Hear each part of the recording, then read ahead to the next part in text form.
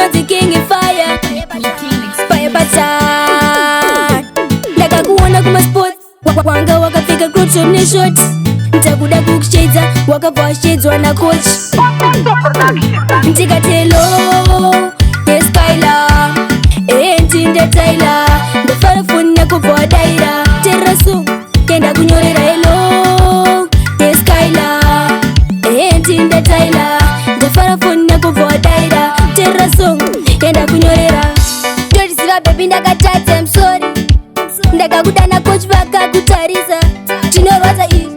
baby chingodavira foni yangu ndosaka wanzwa ndichiti hello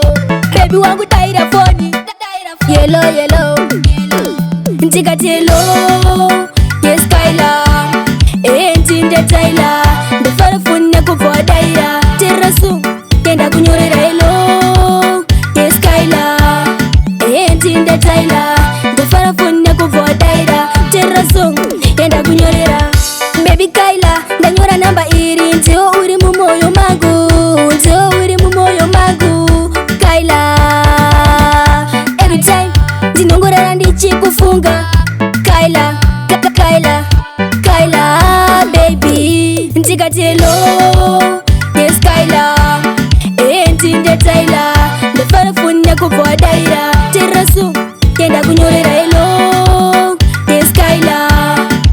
ndinde Tyler ndafara phone yakubva wadaira teraso kenda kunyorera ndoriziva baby ndakatadza I'm sorry ndakakudana coach vakakutarisa chinorwadza izvi baby chingodavira foni yangu ndosaka wanzwa ndichiti hello baby wangu daira foni hello hello hello ndikati hello Skylar ndinde Tyler ndafara phone yakubva wadaira teraso kenda kunyorera hello Skylar ndinde Tyler ndafara phone yakubva wadaira teraso ndikati hello Skylar